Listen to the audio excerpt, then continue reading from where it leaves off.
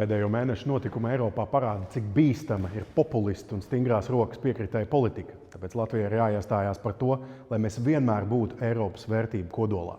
Lai mēs iestātos par mūsu brīvībām, brīvi ceļot, brīvi studēt, strādāt, būt daļai no vienotā tirgus, sargāt mūsu mēdīju un izpausmes brīvību šajā dezinformācijas laikmetā, kur nereti meli un puspatiesība dominē, tā skaitā mūsu sociālajos tīklos. Tāpēc Latvijas neatkarības atjaunošanas dienā es aicinu jauniešus būt politiski aktīviem.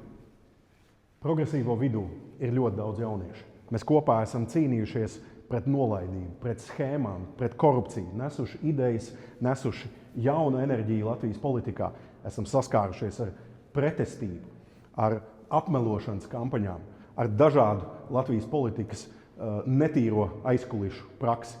Tas nav mums nekādā veidā mazinājis motivāciju, un sabiedrības atbalsts progresīvo idejām parāda, ka mūsu darbam ir jāturpinās.